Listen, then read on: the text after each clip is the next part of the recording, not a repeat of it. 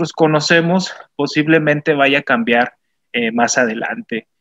Nuevamente me presento, mi nombre es Luis Alberto Hernández Ortiz, soy paramédico de cuidados críticos y director del Centro de Entrenamiento ER Solutions México, y vamos a hablar específicamente del transporte de estos pacientes. Ya hemos visto diferentes escenarios en el que tendríamos que interactuar con el paciente dentro, fuera del hospital, y algunos de nosotros, incluso personal hospitalario, ya se ha tenido que enfrentar al traslado de los pacientes dentro del contexto donde ustedes puedan estar laborando, y es muy importante porque al inicio de año esperábamos nosotros contar con mucha información, esperábamos también de una forma abrupta que la información se diera, y hoy todavía, a pesar de un año, yo recuerdo el año pasado, en este mismo mes, estaba en Chiapas, precisamente en un curso, y dialogábamos los compañeros en aquel entonces qué sería de nosotros en la pandemia, qué sería de nosotros si esto llegase a extenderse tanto tiempo,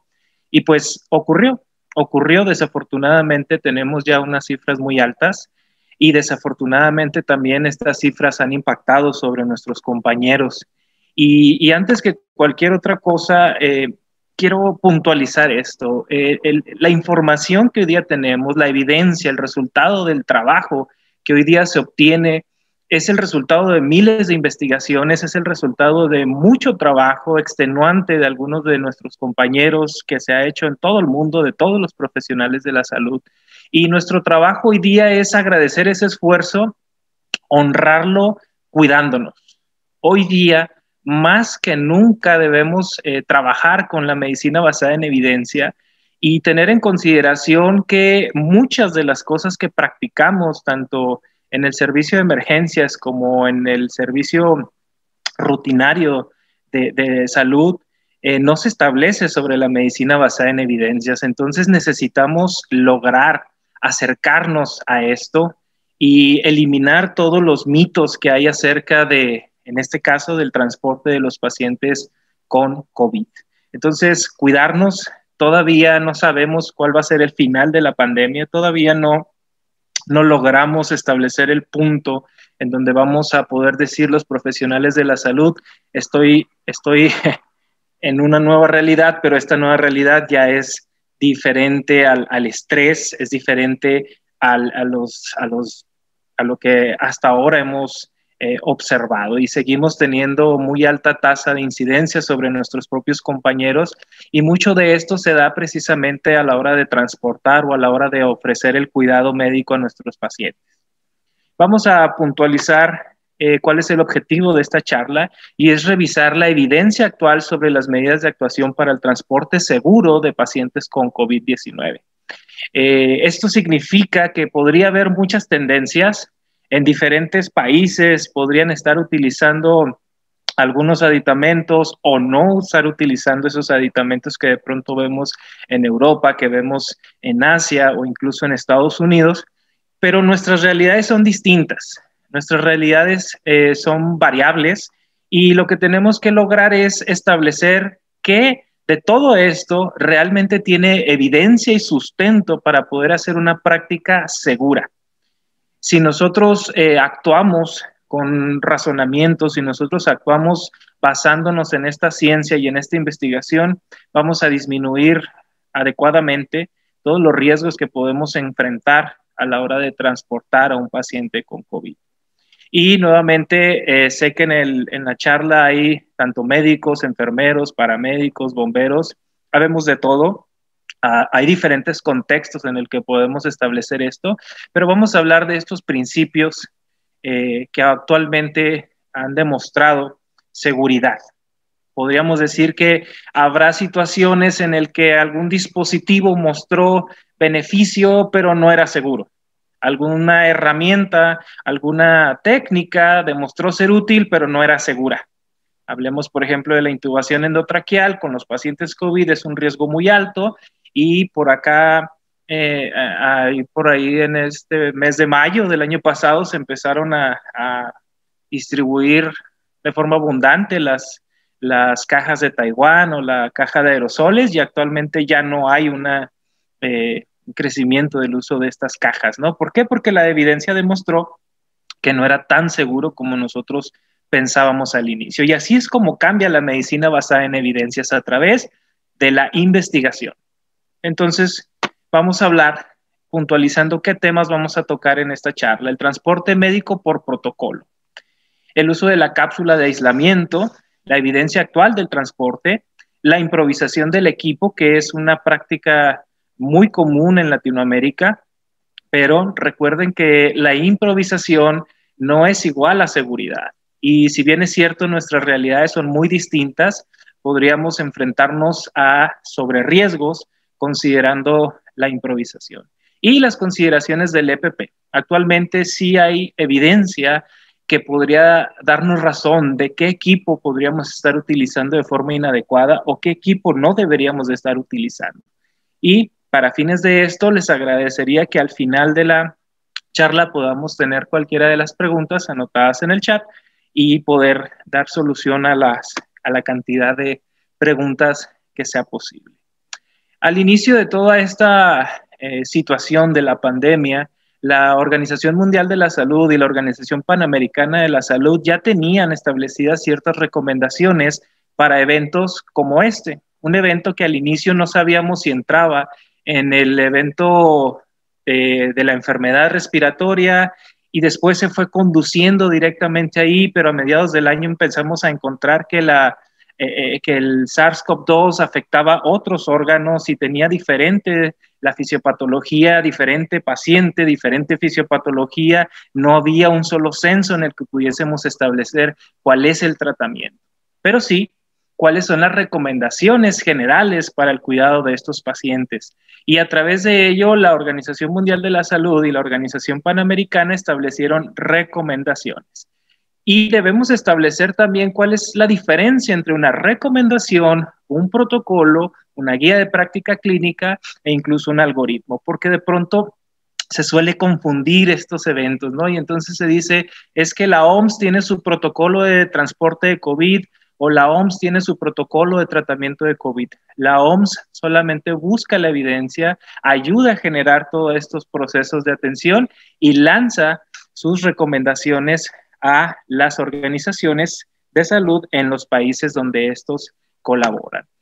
En este entonces, en el documento provisional, en marzo del 2020, la Organización Panamericana de la Salud hizo estas recomendaciones. Todos los prestadores del servicio de emergencias deberían de recibir un curso de formación, la capacitación y demostrar las competencias necesarias para la gestión de los pacientes en el uso del EPP y en el contexto del COVID. Es decir, no hay una sola forma de hacer las cosas, pero de acuerdo a cómo cada organización haya trabajado eventos relacionados, debería de poder capacitar a su personal. La pregunta para fines de esto es cuántos de ustedes al inicio de la pandemia recibieron una capacitación en la cual pudieron haber sido adiestrados de forma correcta en el contexto del COVID cuando no se tenía la información completa y totalitaria de cómo deberíamos de hacer las cosas. Es un poco jugar con la información, pero al fin y al cabo teníamos cierta información. ¿Y qué es lo más apegado a que podemos encontrar relacionado al COVID, a este evento que afectó a nivel mundial? Bueno, un evento biológico, un evento que afecta a los organismos, bueno, en este caso al ser humano, de forma grave y de forma específica. Y después se fueron desarrollando diferentes contextos en el que podríamos tratar y transportar a pacientes con COVID. Esto es lo interesante, no había una sola forma de poder desarrollar este tratamiento y este transporte de forma específica. Después de esto, para fines de México, nos encontramos que la norma mexicana, la norma 034, y tal vez en algunos de sus países existan normas de atención sanitaria a nivel prehospitalaria que incluye el transporte de los pacientes COVID. En México, a partir del mes de junio, julio, se empezaron a desarrollar las guías basadas en la información técnica que la OMS recomendó. Pero vean nuevamente qué es lo que dice la norma 034 de regulación de los servicios de salud en México, que toda atención médica debe brindarse conforme a los protocolos establecidos en las instituciones responsables de brindar la atención. Esto también basado en la Lex Artes Médica, es decir, los fundamentos que existen y deben de mantenerse para brindar una atención adecuada. Consecuente con esto, todo lo que nosotros hagamos en la atención médica del paciente debe de ir enfocado a brindarle una atención de calidad, de calidez, para poder solventar la situación médica del paciente. Y entendiendo estas situaciones, México empezó a adoptar las recomendaciones de la OMS, de la OPS, y algunos otros países también adaptaron estas recomendaciones basándose en sus lineamientos o basándose en lo que hasta entonces conocían. Eso es algo muy interesante porque no en todos los países tenemos los mismos lineamientos, incluso en un solo país como México, a pesar de que tenemos una norma técnica, no se sigue estandarizada esta norma técnica. Y los que son paramédicos, los que están en el área prehospitalaria, podrían entender mejor este concepto. ¿Por qué? Porque de estado a estado puede variar lo que se hace en una ambulancia, incluso teniendo una norma general como lo es la norma 034. Aquí se establece que todo lo que se hace en la atención médica debe estar revisado y sustentado por una organización a través de su dirección médica y a través de su comité de capacitación, para que esto pueda ser entonces basado en la evidencia y recomendaciones actuales.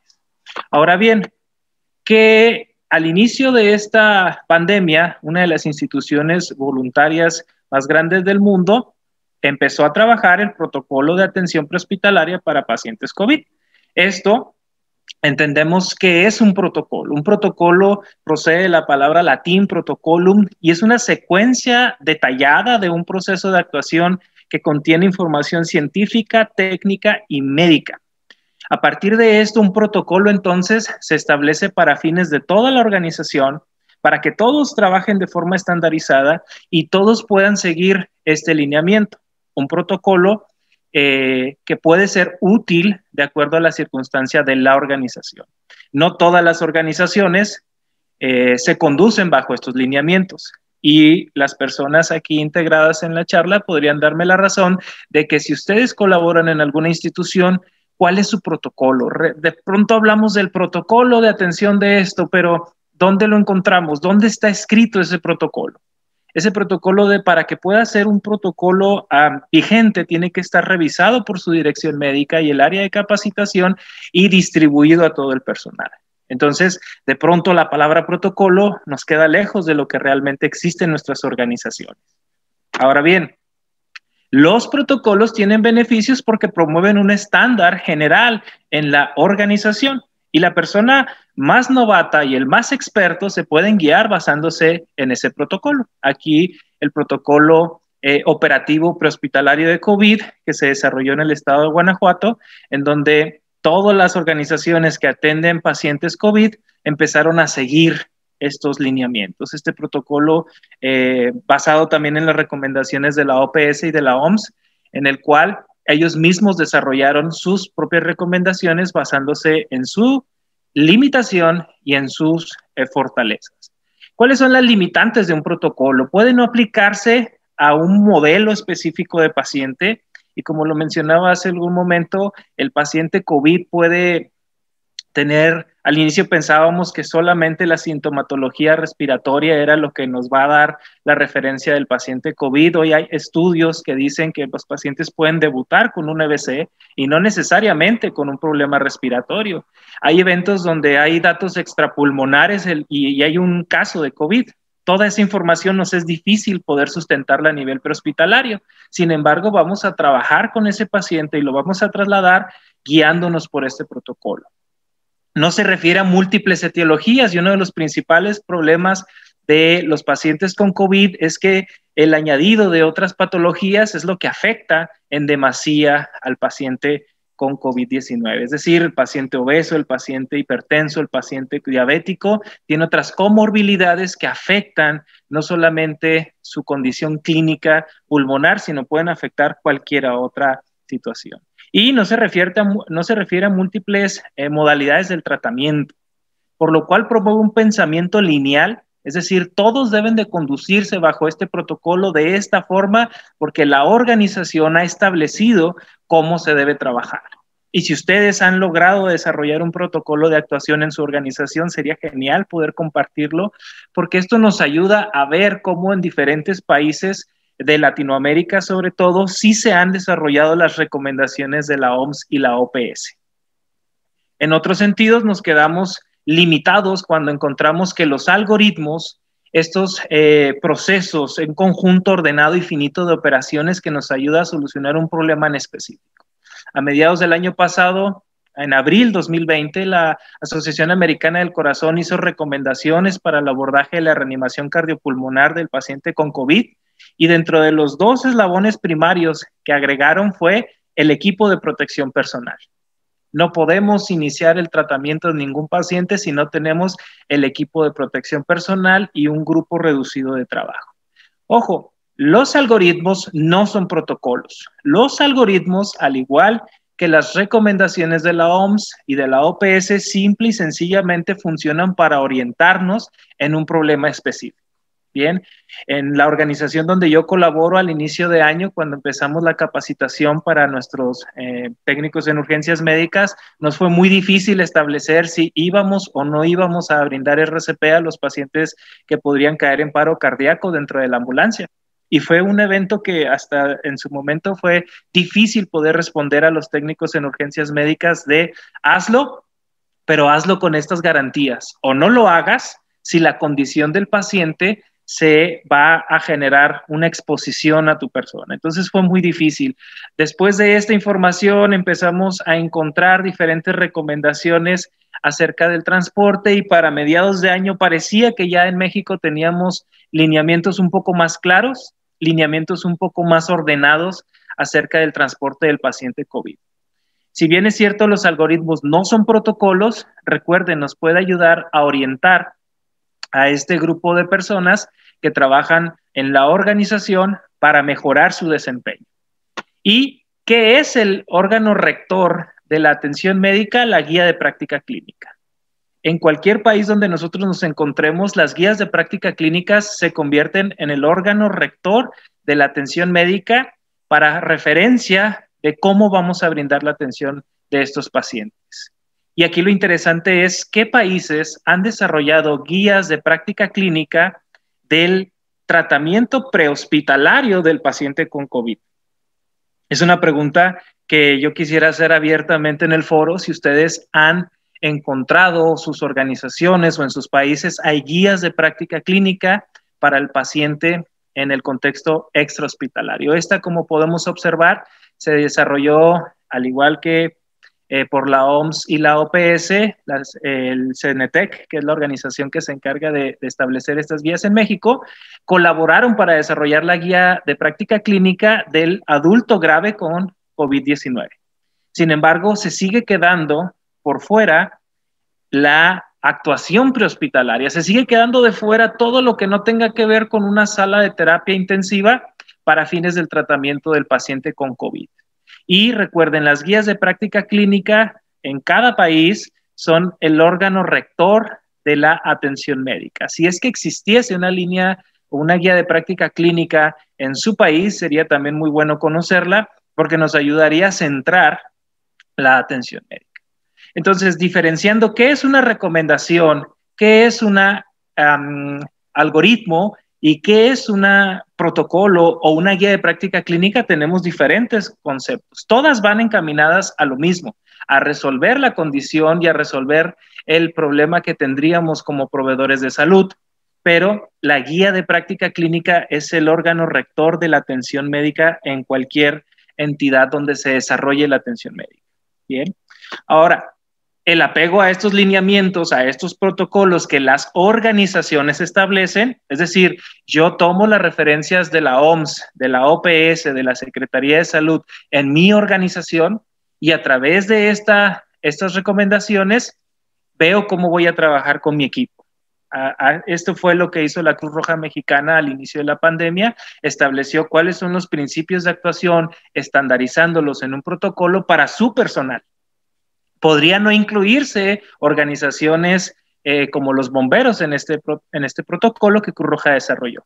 Bien, pero hasta entonces se convierte en una medida temporal. ¿Por qué? Porque todavía no existen las guías de práctica clínica para el transporte de estos pacientes. Y ojo, en junio del año pasado, la Secretaría de Salud tomó los lineamientos de la OPS y los convirtió en una guía de atención y de transporte de estos pacientes. Pero hasta entonces los podríamos considerar temporales. Ya estamos a más de un año pasada la pandemia y todavía no hemos establecido en todas las organizaciones bajo qué lineamientos vamos a poder trabajar. Es decir, si ustedes pertenecen a una organización voluntaria, a una organización incluso privada, pero todavía no tienen establecidos sus protocolos de actuación basados en las recomendaciones de la OMS, basados en las recomendaciones de la OPS, deberían de estarlos desarrollando con la información sustentada hasta el momento.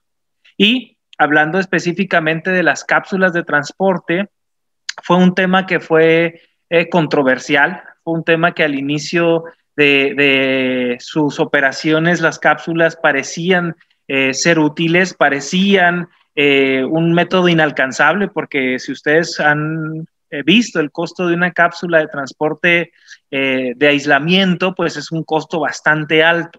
Esta que ven en pantalla es la ISOAC N366, es una de las cápsulas israelíes más caras, pero de mejor diseño en el mundo. ¿Y qué evidencia tenemos acerca del uso de las cápsulas en el paciente contaminado? Sí tenemos diferente información, sí tenemos diferentes eventos en donde se ha requerido el uso de las cápsulas, pero es importante analizar bajo qué principios. Y hasta entonces, hasta el año pasado, no había evidencia de su uso histórico en COVID. Es decir, no teníamos evidencia de alguna patología en la cual, parecida al COVID, podríamos utilizar la cápsula. Sin embargo, sí hay precedentes históricos en donde las cápsulas han sido útiles para el transporte de pacientes. Y estos eventos se denominan NBQR. Este término se refiere a eventos relacionados con eventos químicos, biológicos, radiológicos y nucleares. Es decir, eventos que se podrían considerar una situación agresiva contra la población, eventos que podrían desarrollar afectaciones de forma masiva contra individuos, sociedades, gobiernos. Y hasta entonces la información presentada por los diferentes investigadores nos refería a que un evento biológico era lo que estábamos presenciando. Las cápsulas entonces fueron útiles para el transporte de pacientes encapsulados, es decir, aquellos pacientes que requerían cierta protección, como es el paciente inmunosuprimido, en donde la cápsula, la presión debe ser positiva para aislar el medio ambiente. Y en el paciente que tenía riesgo de contagiar o contaminar a otros, la presión negativa. Ahorita voy a explicar un poco más acerca de esto, pero es muy importante que veamos qué precedentes o a qué podemos ligar el COVID.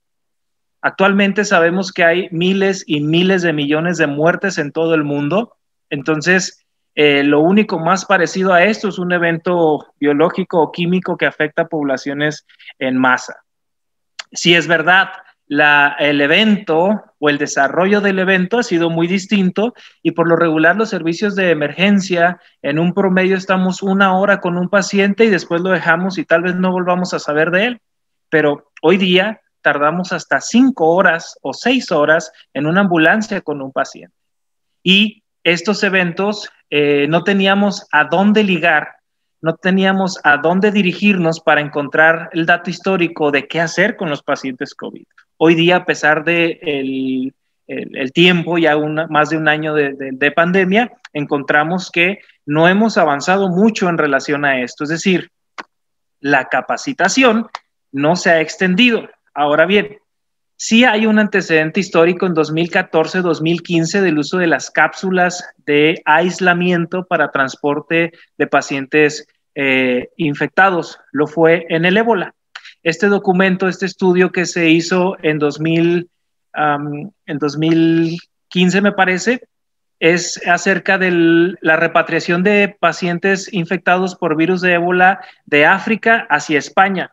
Y obviamente en un contexto en el que el paciente va a estar varias horas arriba de una ambulancia aérea, como lo ven en la imagen, pues era necesario mantenerlos aislados. Bien, estas cápsulas no era cualquier tipo de cápsula, eran cápsulas especializadas y diseñadas estrictamente para mantener al paciente encapsulado. El estudio habla también acerca de cómo el ejército español desarrolló este método de transporte. Vean en las imágenes cómo se ven aislados completamente los asientos, cómo se ven las cápsulas, porque era transporte masivo. Y es uno de los pocos documentos que podemos encontrar acerca de la evidencia de las cápsulas. En estos pacientes con un alto riesgo de mortalidad o morbimortalidad, encontramos que las cápsulas fueron muy útiles para proteger tanto al personal que iba a transportar a estos pacientes como el personal que lo iba a recibir. En 2014-2015 esta pandemia logró ser controlada y ya no volvimos a saber nada acerca de las cápsulas para este fin. Este estudio, hecho en España también, nos habla acerca de la capacitación que tiene el personal sanitario en el ámbito civil relacionado a estos eventos. Y ustedes vean la conclusión. La conclusión es muy simple. El personal sanitario establecido en las Fuerzas Armadas tiene una poca capacitación y a veces poco interés de ser capacitados en esta área de especialización. Cuando yo di esta charla por primera vez el año pasado, hice una investigación informal de cuántas personas en el medio prehospitalario y hospitalario tenían conocimiento de qué es un evento NBQR o un evento nuclear, biológico, radiológico, y eran muy pocas las personas que podrían concluir, yo estoy capacitado para un evento biológico. A lo mejor en mi curso de técnico en urgencias médicas, o a lo mejor en mi formación como médico, a lo mejor en mi formación como enfermera, me hablaron de ciertas situaciones, pero yendo a lo concreto, si nosotros podemos hacer una pregunta actualmente, ¿quiénes de ustedes se sienten completamente capacitados para enfrentar un evento nuclear? Tal vez la respuesta vaya a ser nula. Es decir, yo no me siento capacitado para poder enfrentar un evento de estos. Y así nos agarró la pandemia en 2019 y así ha ido concluyendo. ¿Por qué? Porque al paso del tiempo encontramos que no todas las organizaciones han capacitado adecuadamente a su personal, que no todo el personal se ha capacitado o ha sido intencional en dirigirse a esta educación fuerte, a esta educación continua, y entonces tenemos deficiencias de base que no hemos logrado subsanar y que por ende tienen resultados inadecuados e incluso catastróficos. Hablando de la cápsula, ¿cuáles son las especificaciones técnicas de una cápsula que se pudiera considerar como de aislamiento? Ojo, se empezaron a desarrollar todo tipo de medidas o todo tipo de medios de transporte, pero lo que hace una cápsula especial son esta lista de cosas que yo les puse aquí en la pantalla, que algunas no están están en rojo porque son lo que hace especial o lo que diferencia una cápsula de transporte aislado, ¿sí? No es lo mismo encerrar a un paciente dentro de una caja de plástico que mantenerlo aislado. Y recuerden que nuestro principal objetivo era mantener a estos pacientes con riesgo de contagio, que era un riesgo muy alto de 1 a 3 personas o hasta más. Entonces, las especificaciones técnicas mínimas para que se pudiera considerar una cápsula de transporte era el sistema de presión negativa. No podría existir la denominación de cápsula de traslado para aislamiento si no tiene sistema de presión negativa, porque eso es lo que iba a mantener aislado el ambiente de la ambulancia o del hospital, aislado específicamente. Flujo de aire laminar, es decir, las corrientes de aire que se mantienen dentro de la cápsula, específicamente por los filtros que estas incluyen, debería ser controlado. Filtro cepa de alta capacidad, es decir, filtros que podrían filtrar hasta 0.03 micras, que es el tamaño del virus, y si no tiene filtros de alta eficiencia, no puede ser considerada una cápsula. Puertos de asistencia y cierres herméticos. De nada me sirve que sea un dispositivo que le tape la cabeza al paciente, pero que no sirva para tener un sello hermético que pudiese ser útil para que los aerosoles no se dispersen en el método de transporte. Un indicador de temperatura, si alguno de ustedes ha colaborado en el transporte de un paciente con COVID en el mes de junio y hasta el mes de agosto, en la localidad donde yo estuve trabajando, el calor es terrible, terrible. Y un paciente que tenía 10 minutos dentro de una cápsula empezaba a sentir esas características propias de estar dentro de la cápsula. Y necesitamos un indicador de temperatura por precisamente cuidar a los pacientes. Ahora, este no es un requerimiento técnico complementario, pero la capacidad de carga. Muchas de las cápsulas que se empezaron a improvisar a inicios o mediados de la pandemia no tenían una capacidad de cargar al paciente. Este tipo de cápsulas sí lo tiene, incluso para darle diferentes posiciones. Y los filtros de aspiración de aire acoplados al motor de aspiración, además de una capacidad de duración de la batería desde 8 hasta 12 horas. Hay algunas cápsulas que tienen un poquito más de duración. Entonces, todos estos requerimientos para que usted pueda decir, esto es una cápsula de transporte aislado, efectiva para mí, segura para mí, debería de contener estos elementos. De pronto había cápsulas que sí contenían la presión negativa, pero no tenían filtro CEPA. De pronto había cápsulas que se le añadieron puertos para introducir las manos, pero no tenían ni presión negativa, ni flujo de aire laminar, ni filtro CEPA. Entonces, no puede ser considerada una cápsula de transporte aislado si no cumple con mínimo estos requerimientos. Ahora, hay otras consideraciones que no teníamos hasta que empezamos a utilizar las cápsulas. Por ejemplo, las dimensiones adecuadas. ¿Cuántos pacientes no se quedaban a mitad? Los pies les salían por la cápsula porque no les quedaban. ¿O cuántos pacientes empezaban a pelear con la cápsula porque no se adaptaba a la circunstancia del paciente? La capacitación en su uso empezó de forma baja y continúa así. La adaptación al carrocamilla, muchas de estas cápsulas eran difíciles de adaptar al carrocamilla y de repente veíamos videos en cómo se caía el paciente ya estando dentro de la cápsula porque la cápsula no se adaptaba al dispositivo de transporte. Y uno de los elementos más importantes es el retiro de la cápsula en el hospital. Si tomé alrededor de 20, 10, 15 minutos para poder introducir a un paciente dentro de la cápsula, si me tomé un tiempo considerable para poder ingresar a ese paciente ahí, y en el hospital simple y sencillamente se la voy a retirar exponiendo a todos los compañeros del área hospitalaria, porque si alguno de ustedes también colaboró en esto, se pudieron dar cuenta que era muy difícil poder retirar la cápsula en el hospital de forma segura. Es decir, bueno, ya tengo un paciente contaminado dentro, ¿ahora qué hago con él? Si en el área de recepción hospitalaria solamente voy y lo dejo en una cama del hospital, que es un cuarto general. A veces encontramos hospitales con áreas de aislamiento, pero ya el paciente tenía que ser retirado de la cápsula y expuesto al ambiente y obviamente en el medio ambiente poner en riesgo la salud de aquel que no trajera un cubreboca o un sistema respiratorio de protección adecuado.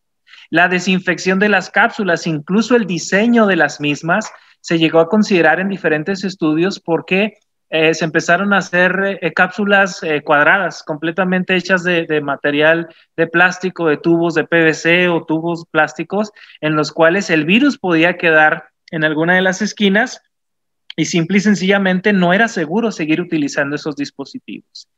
Y otro de los problemas que vamos a ver más adelante es el resguardo y la reutilización de esas cápsulas, es decir, ¿a dónde se va la cápsula? En la organización donde yo colaboro, difícilmente teníamos un área en donde podríamos mantener la cápsula después de limpiarla o asearla y desinfectarla correctamente, que no estuviese expuesta a todo el personal.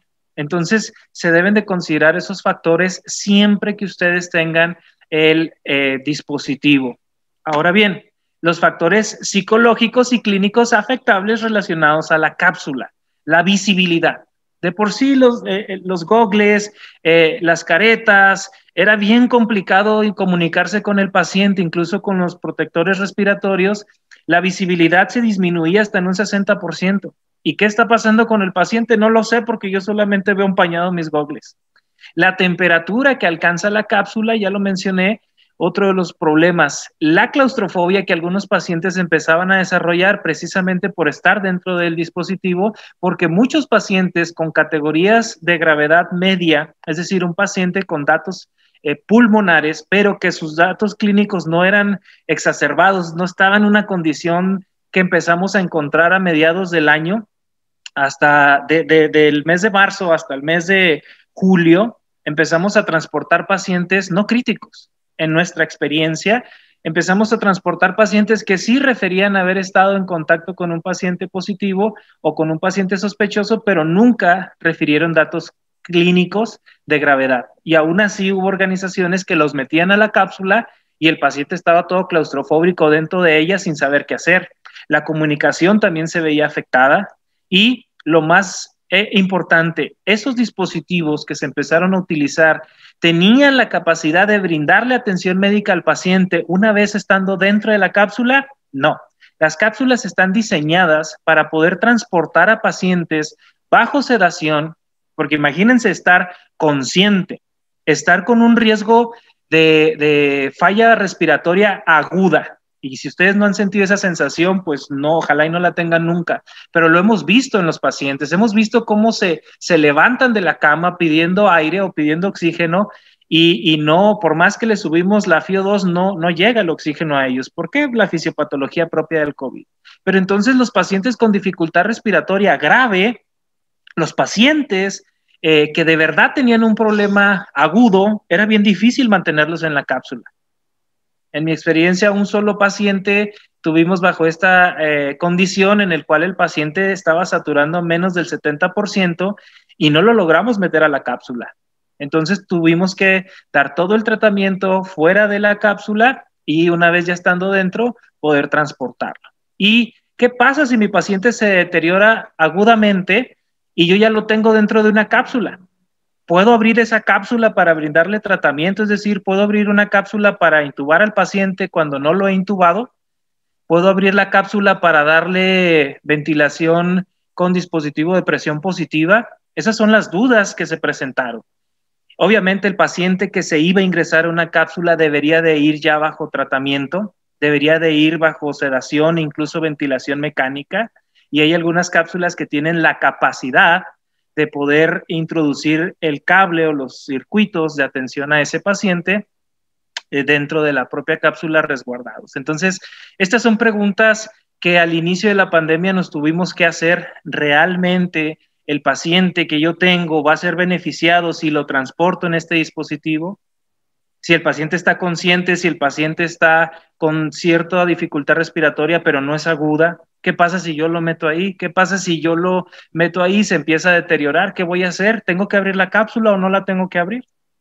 Algunas de esas respuestas las tuvimos que encontrar bajo la experiencia de campo, es decir, tuve que abrir la cápsula porque mi paciente se deterioró. Algunos de los pacientes que cayeron en paro no se abrió la cápsula y al llegar al hospital el médico decía, bueno, ¿y por qué no le diste RCP?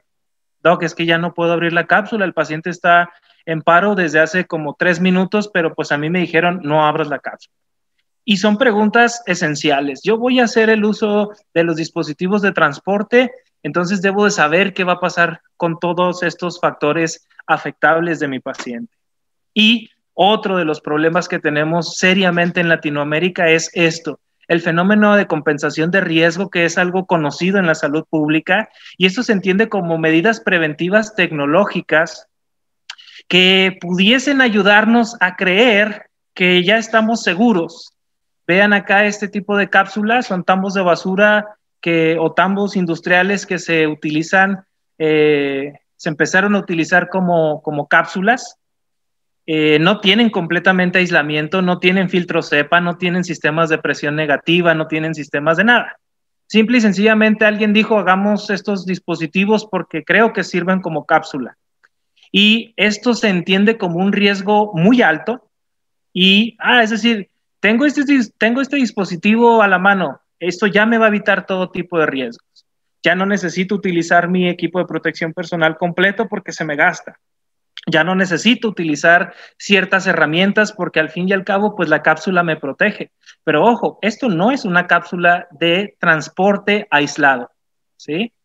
Y continuamos viendo este tipo de dispositivos utilizados en todo México y posiblemente en Latinoamérica. Ustedes sabrán decirme mejor si en sus países empezaron a desarrollar esto. Y ojo, esto no es decir, qué mal que hagamos esto los latinos, ¿no? Esto habla de la creatividad que tenemos los latinos para resolver un problema, pero desafortunadamente esto no resuelve el problema. Bien, entonces, al no tener la evidencia de que las cápsulas de transporte aislado para pacientes con COVID son realmente útiles y menos dispositivos improvisados, necesitamos mirar y analizar qué estamos haciendo. A razón de un año, ¿qué han estado haciendo en sus organizaciones para poder subsanar los problemas de la falta de equipo? Al inicio de la pandemia observamos este tipo de improvisaciones. Vean estos tambos que eran fabricados como cápsulas y que realmente no tenían ninguna garantía de seguridad. Y estamos hablando de que necesitamos proteger al personal prehospitalario y hospitalario para el transporte de estos pacientes, pero considerando los elementos de seguridad que debe tener una cápsula, ¿estos elementos lo contienen? ¿Estas cápsulas o estos tambos son seguros para transportar a un paciente? Posiblemente no. Y aquí es donde nos tenemos que hacer este tipo de preguntas. ¿En realidad vale la pena arriesgar al personal de salud? Se mencionó también que al inicio de la pandemia el COVID podría durar más de 6 horas en el cartón, en el plástico, y vean cómo se utilizaban o improvisaban cápsulas. Estamos trabajando de forma consciente porque mi líder de organización me dice, hazlo así porque esa es una cápsula segura. Estoy consciente de los riesgos que implica posteriormente al traslado y obtenemos algún beneficio de esto, es decir, realmente estamos seguros haciendo un trabajo que nos va a garantizar la seguridad propia, porque al fin y al cabo el paciente con sospecha o positivo a COVID ya estaba contaminado, ¿no? O contagiado. Entonces, ¿realmente nos estamos protegiendo como proveedores de salud al utilizar estos elementos? La pregunta es abierta para que ustedes razonen esto. Y si bien es cierto, como personal de salud es muy difícil, realmente es muy difícil mantener la sensatez cuando ni las organizaciones nos podían dar una solución, no había una respuesta clara de, mira, haz esto. O sea, transporta al paciente bajo estos mecanismos. Este es otro elemento que alguien dijo, miren, pues hagamos una bolsa de plástico, pongámosla arriba de la camilla y ya está. El paciente está protegido y nosotros también. Y debemos utilizar nuestras capacidades para poder garantizar la seguridad. Nunca es más importante la prioridad de hacer que el de pensar. Estoy seguro si voy a emprender un traslado del paciente sospechoso o positivo a COVID bajo estos términos. Se empezaron a utilizar todo tipo de estrategias, algunos cubrían las ambulancias completamente con plástico, se les sacó todo el equipo y diferentes estrategias que pudimos haber estado realizando. Sería muy interesante saber qué más ustedes hicieron en sus organizaciones, pero ¿realmente estamos haciéndolo de forma segura? Esa es la pregunta clave. ¿Esto me garantiza que yo no me voy a exponer al virus? Y además, al inicio de la pandemia, también los documentos que empezaron a salir mencionaban la cápsula no es un elemento que haya demostrado ser una intervención costo-beneficio. ¿Por qué? Porque una cápsula de transporte como la ISOAC N36 cuesta miles de dólares. Y en México hubo una agencia que empezó a desarrollar cápsulas de aislamiento con estas características un poquito mejores y el costo promedio era de $500. Entonces, no todas las organizaciones tienen esa capacidad económica, más si son organizaciones voluntarias, pero de eso a llegar a transportar a los pacientes en estos dispositivos, o sea, esto parece ser una caja de pan, ¿no? o algo así, ¿realmente es seguro hacer esto? ¿Y realmente estamos protegiéndonos y brindándole una atención de calidad a nuestros pacientes? Es posible que la respuesta sea no. Pero entonces, ¿cuál es la solución? Porque en México, a partir de estos eventos, la Secretaría de Salud empezó a hacer las recomendaciones específicas de cómo hacer traslados de pacientes COVID, basándose en los lineamientos y recomendaciones de la OMS y la OPS. Y dentro de las recomendaciones más importantes, compartimientos separados en el vehículo, es decir, como observan en la imagen, la cabina del piloto o del conductor debe estar completamente separada del habitáculo de atención.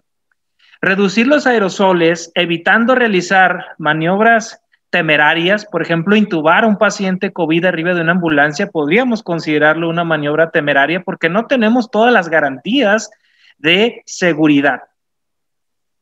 Otro problema es la turbulencia de aerosoles dentro de la ambulancia, que se puede llegar, y hubo diferentes estudios que lo estuvieron revelando, y para fines prácticos, si tenemos garantizados que las medidas de ventilación a presión positiva de todos los pacientes iban acompañadas de un filtro EPA. Es decir, cualquier paciente que fuese abordada la vía aérea tendría que tener, por medida de seguridad, un filtro EPA, ya sea en la BBM, ya sea en el dispositivo supraglótico o en el tubo endotraqueal. Recomendación, debería de tener un filtro EPA.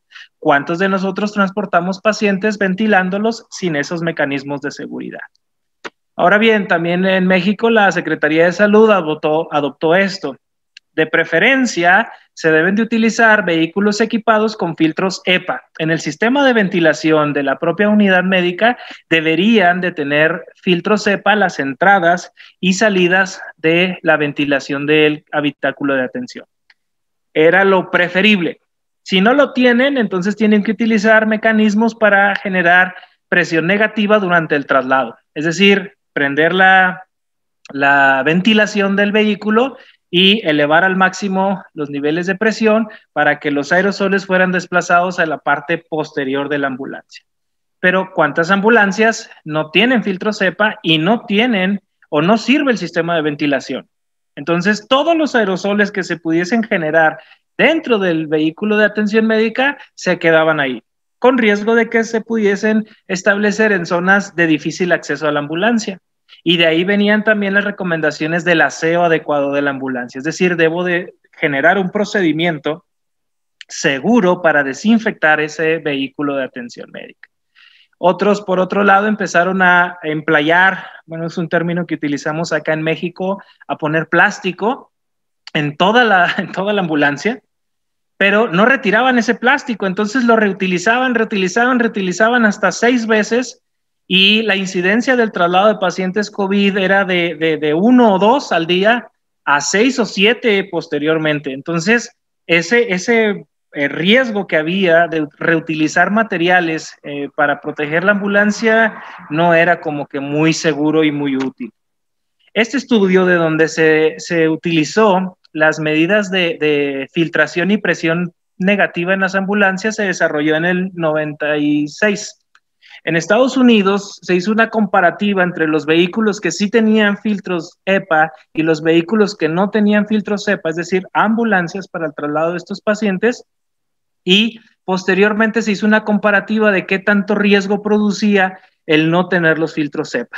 Y para no sorpresa de ninguno, es muy alto el riesgo que se tiene cuando no hay una ambulancia equipada con estos dispositivos de filtración de alta eficacia en el mismo habitáculo de atención. Ahora bien, acerca de los dispositivos de protección personal, también ha habido muchas discrepancias, ha habido muchas discusiones relacionado a esto, porque el personal de emergencias al inicio no encontraba cuáles eran las herramientas adecuadas de protección. Estábamos discutiendo de si uso doble cubreboca, estábamos discutiendo de si realmente es útil utilizar trajes u overoles de la marca Tyvek o de cualquier otra marca. Es importante saber que no todos los trajes sirven para lo mismo y no todos los trajes protegen de la misma forma. Si bien es cierto, ya encontramos la evidencia de que las cápsulas de aislamiento tienen que tener las mínimas garantías de seguridad. Y si no tengo esas garantías de seguridad, es mejor no utilizar ese dispositivo de traslado. y utilizar las recomendaciones de los filtros HEPA, de la presión negativa y del transporte separado de la cabina. Pero el equipo de protección personal absolutamente no cambia. No debo de asumir que por tener una cápsula, incluso de una cápsula adecuada, yo no deba de utilizar el equipo de protección personal. Entonces, hablando de los dispositivos de protección corporal, hubo muchas dudas al inicio, hubo muchas dudas posteriores a si realmente estoy seguro, y otra de las medidas de protección era utilizar las batas quirúrgicas con gorros quirúrgicos, botas quirúrgicas, y de este modo era compensar la falta de trajes Tyvek. Algunos sistemas empezaron a decir, yo no voy a trabajar si no tengo un traje Tyvek.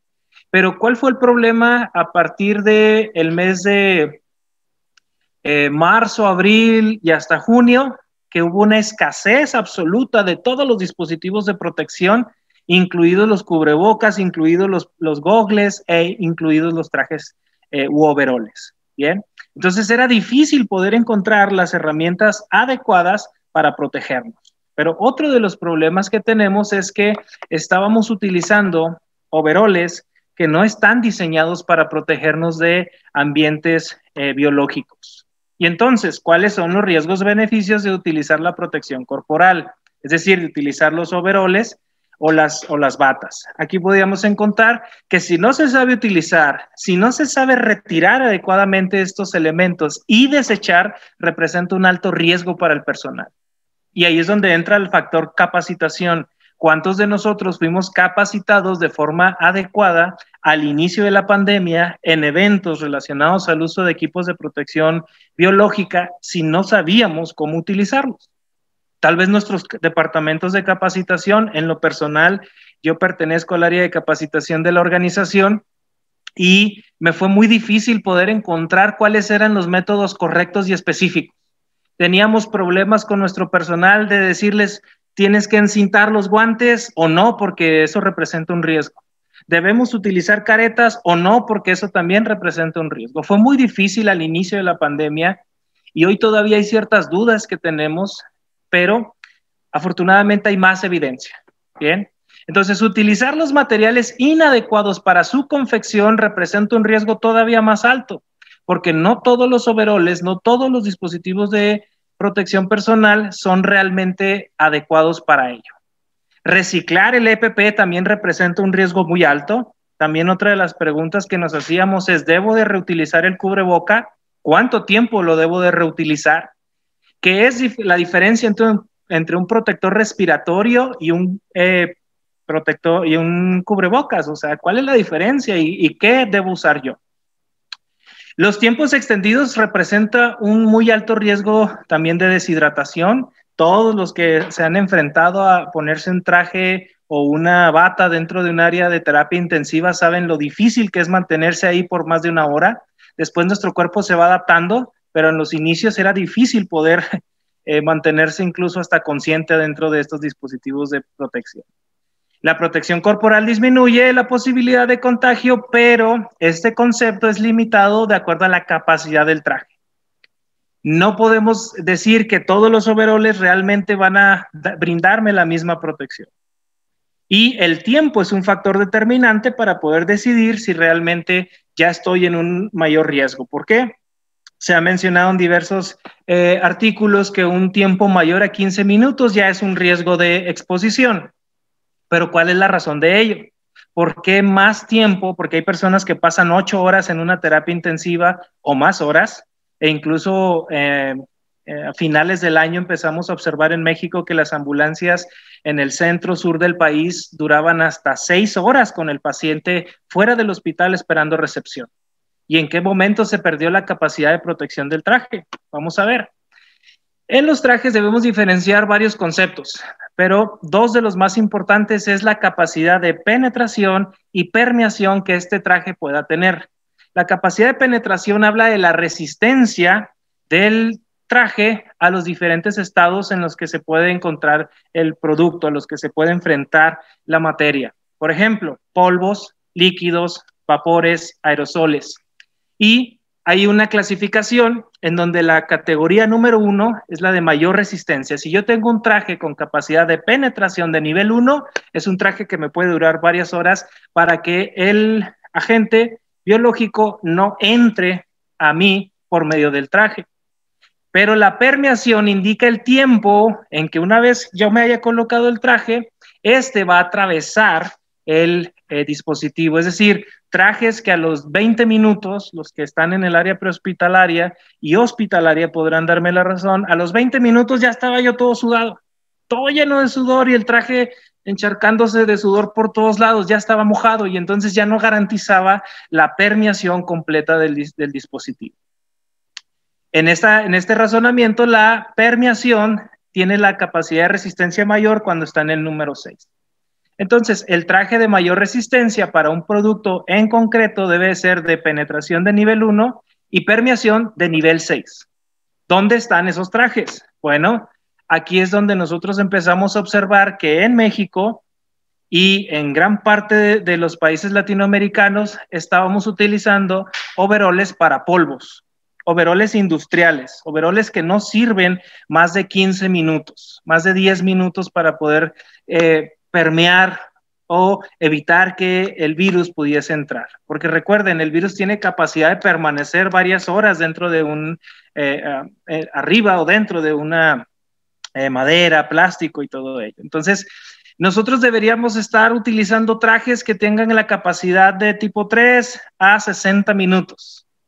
Y realmente estos trajes los podemos considerar un nivel de protección C o D. Hablando de eventos NBQR, existe una clasificación de la protección que los diferentes trajes nos pueden otorgar y hay desde el nivel A, los encapsulados completamente, que ustedes pueden observar a los equipos especializados de hazmat o materiales peligrosos, en donde traen un traje de plástico que impide la penetración total de cualquier agente biológico o químico. Pero para fines de la pandemia no sabíamos al inicio qué tipo de trajes utilizar. Se empezaron a observar en China que los proveedores de atención médica utilizaban estos trajes. Después fueron comprendiendo cuál es el método de transmisión del virus y empezaron a reducir el nivel de protección al nivel más adecuado. Actualmente sabemos que el nivel de protección que deberíamos mantener es un nivel 3B, es decir, un dispositivo que permita evitar la penetración del dispositivo de protección personal por más de 60 minutos y que no se permee, que no se introduzca el virus a través de perder la capacidad de permeación. Es decir, si yo sudo, ya tendría que retirarme ese dispositivo, ya sea el overol o las botas quirúrgicas o el pantalón quirúrgico.